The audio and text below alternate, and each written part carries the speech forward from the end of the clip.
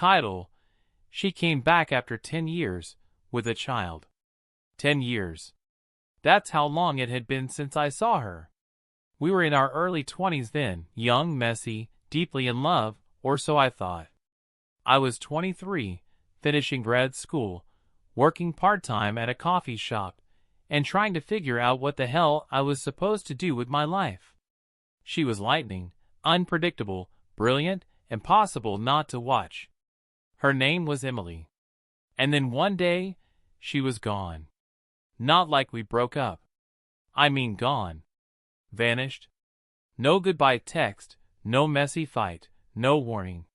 Her apartment? Emptied. Phone? Disconnected. Socials? Wiped. Even mutual friends said they hadn't heard a thing. At first, I thought she ghosted me. But it wasn't just me. She ghosted the world. I spiraled, obviously. I filed a missing persons report. Talked to her parents, who were as confused and heartbroken as I was, or at least did a good job pretending to be. Months passed, then years. Eventually, I had to let it go. Or at least pretend I did. I tried to move on. Dated. Even got engaged once, but that fell apart for reasons I won't get into.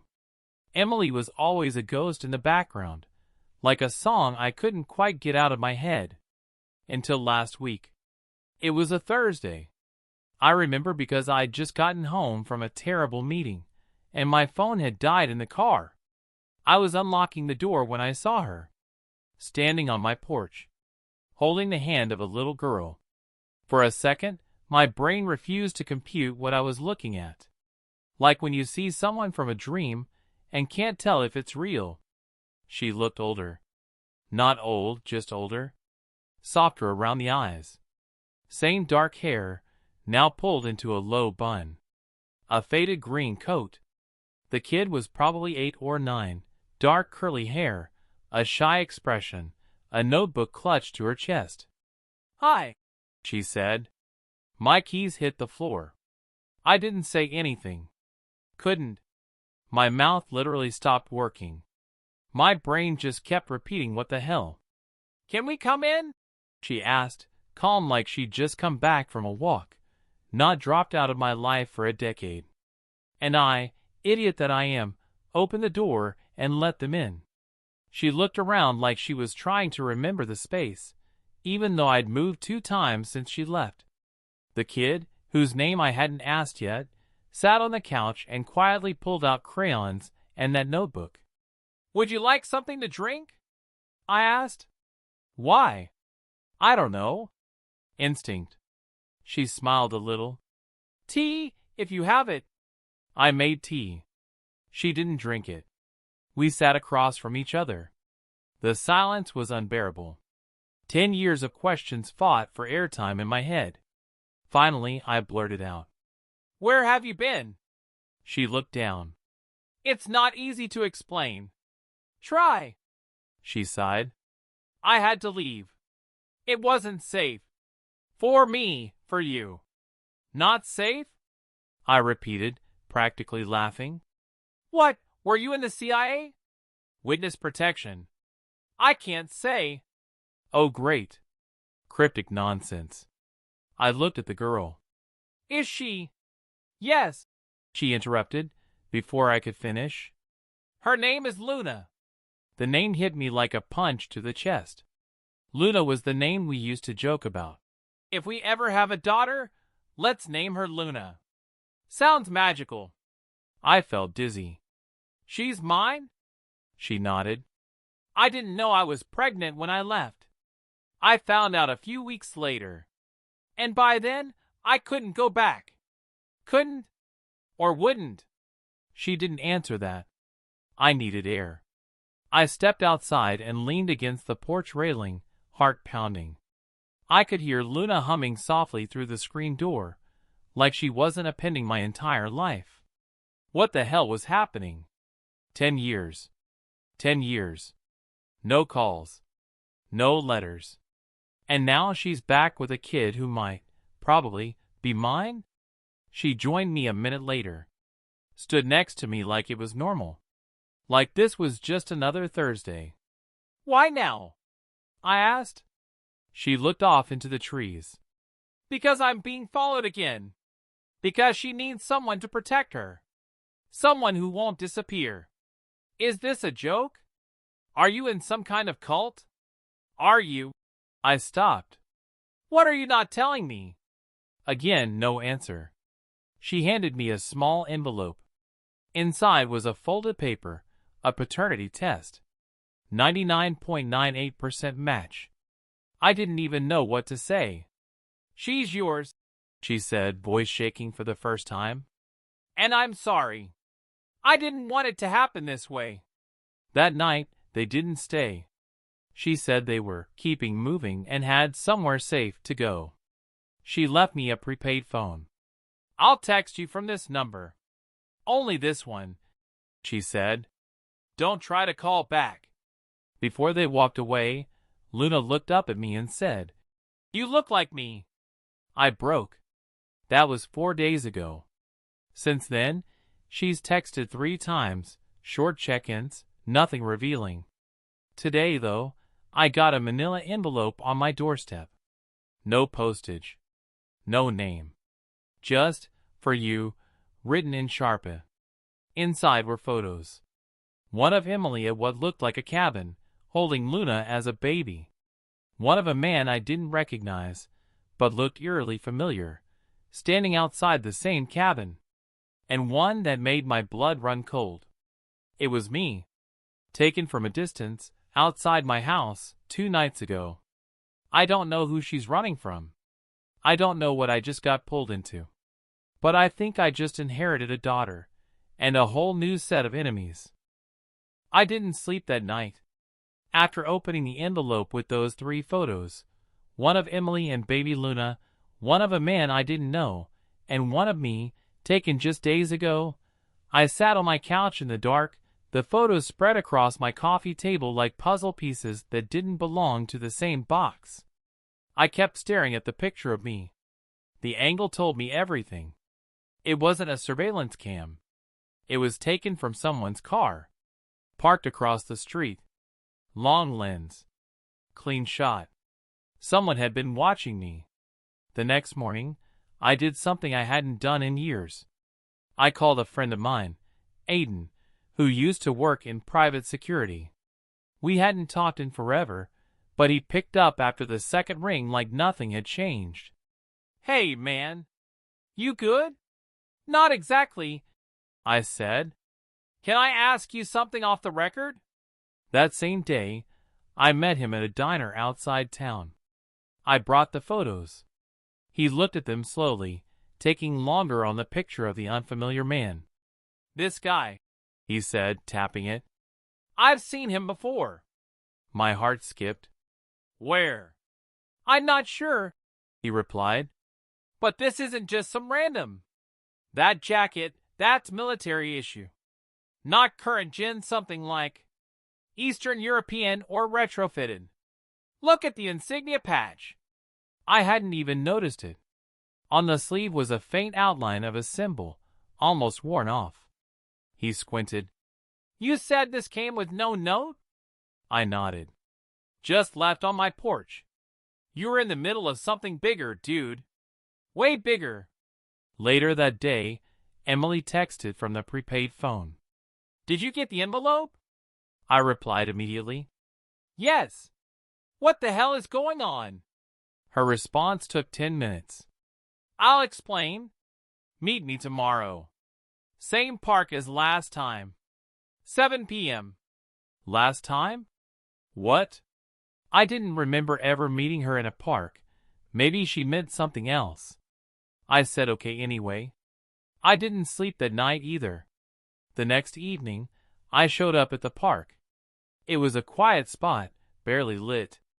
Emily was already there, sitting on a bench, Luna beside her, sketching something in her notebook. I approached slowly. My nerves were frayed. She smiled softly. "You came. You gave me no choice." Luna looked up and gave a tiny wave. Then, as if sensing the tension, She got up and wandered toward the playground. Emily watched her go, with the eyes of someone who had learned to be afraid of everything.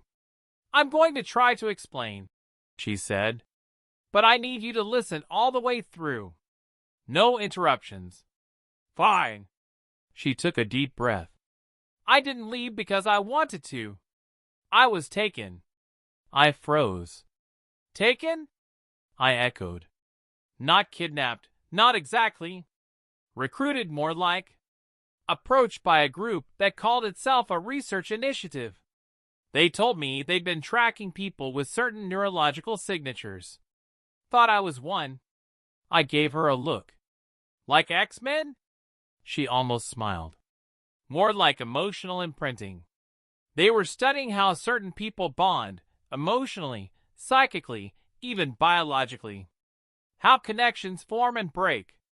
How memory plays into love. This sounds... I know how it sounds," she cut in. "I didn't believe it either. Until they showed me the tech. Brain scans. Data.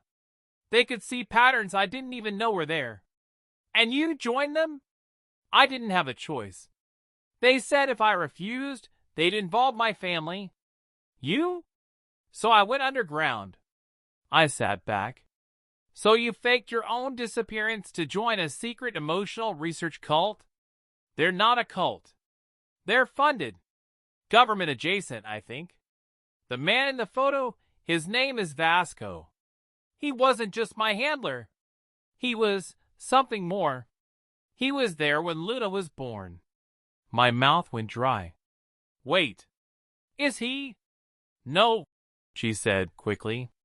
"Luna is yours. I made sure. The test proves it.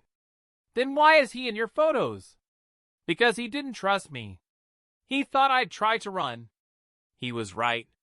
The playground creaked. Luna was now perched on a swing, drawing furiously. "They let me raise her in secret for a while. Said I was a perfect subject for the long-term bonding study. But when she started showing signs..." "Signs?" Emily looked at me, terrified. "She remembers things that never happened. She can draw places she's never seen. She spoke in full sentences before she turned 2. They called it empathic acceleration. They think she's the key to something bigger. Jesus. That's when I ran. We've been moving every 6 months. Off-grid. Changing names. And now you came back to me. I had nowhere else to go." She leaned closer, voice shaking. "They know where I am. That picture of you, it's a warning. They're telling me I'm not safe. You're not safe. And Luna definitely isn't." I looked over at the girl on the swing. Her hair caught the light. She was staring at me. Not the way a kid stares at a stranger, but like she already knew me. Like she recognized me. Emily reached into her bag and handed me Luna's notebook. I flipped through it. Pages and pages of the same thing, drawn over and over in crayon.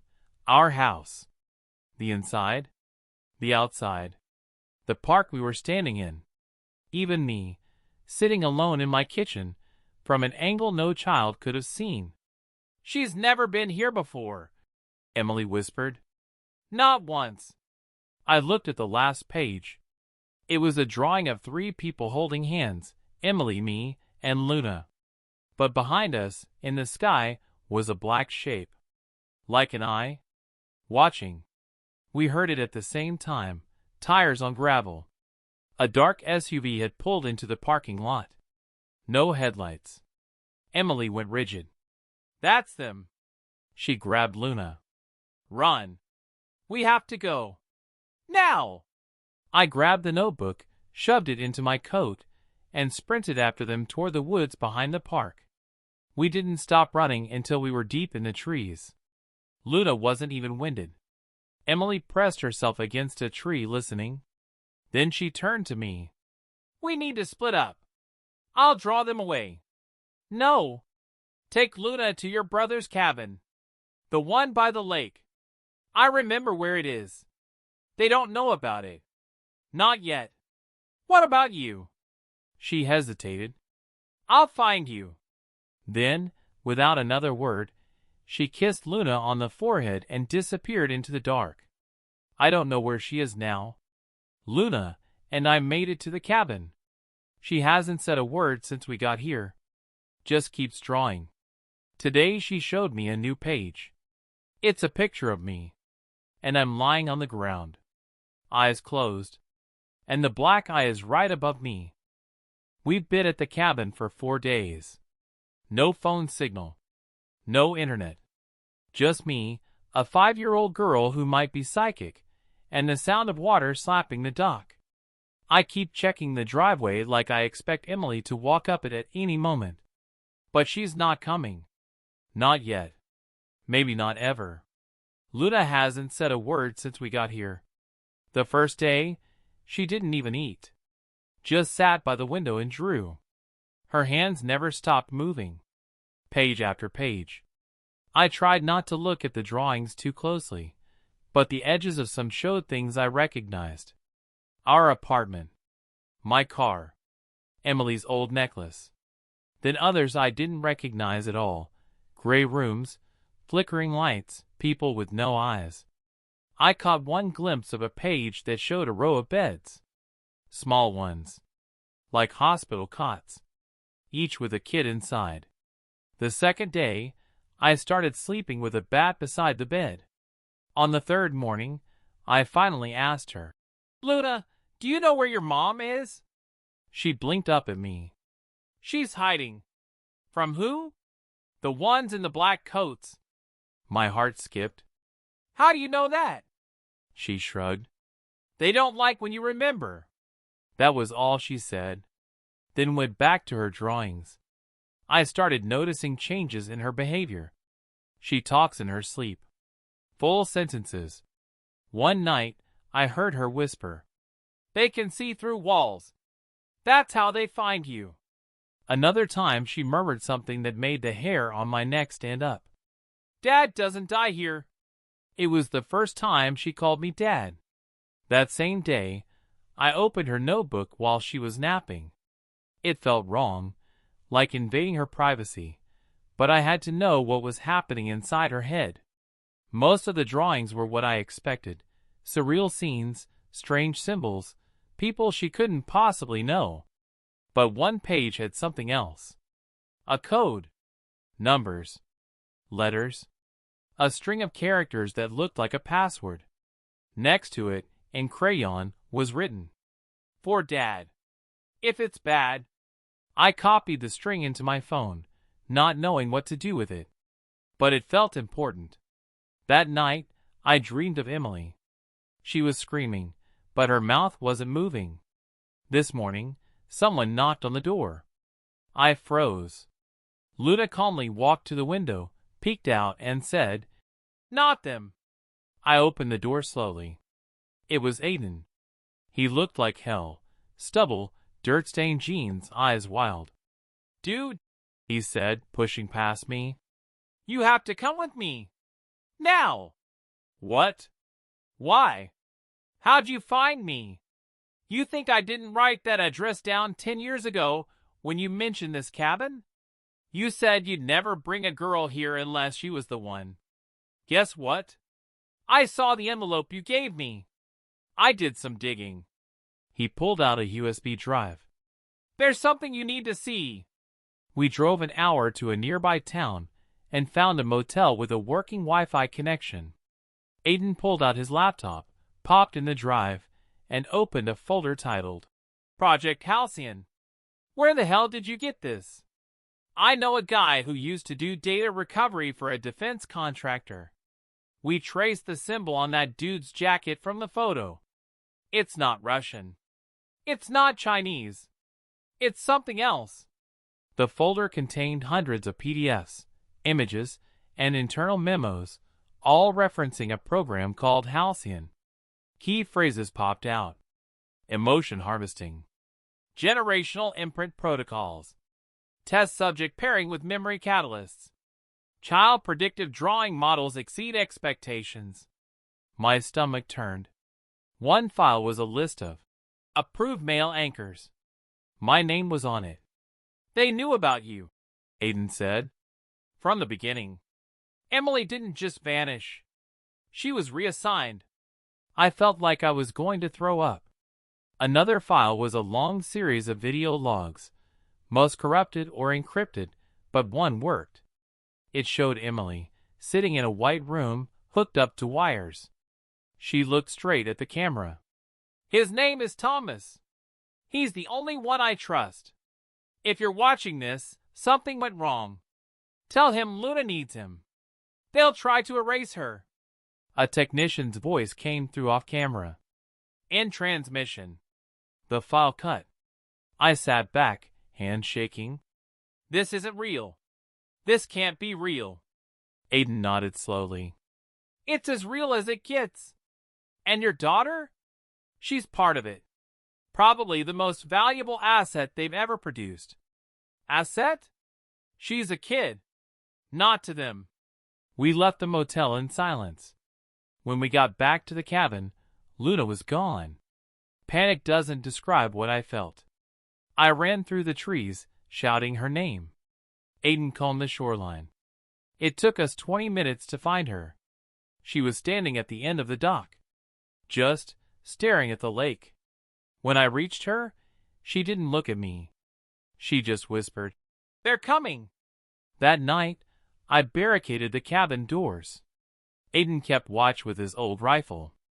I sat beside Luna, who finally broke her silence. "They're going to take me soon." "No, they're not." She shook her head. "They already did." "What do you mean?" She touched her forehead. "I've been there. I remember you from there too." I froze.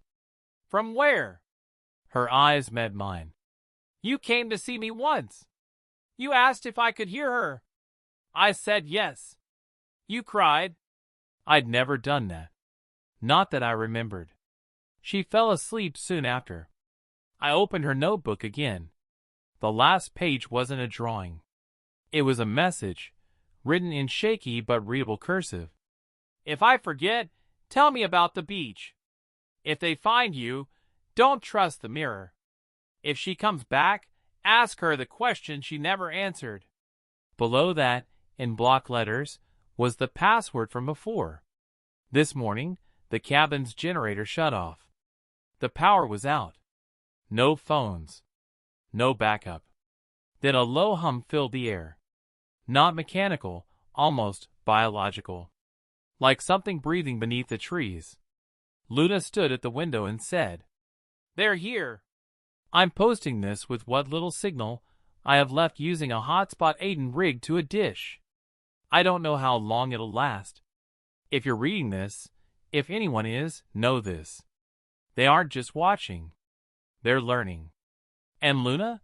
She might be the only thing keeping them out. Or the thing that lets them in.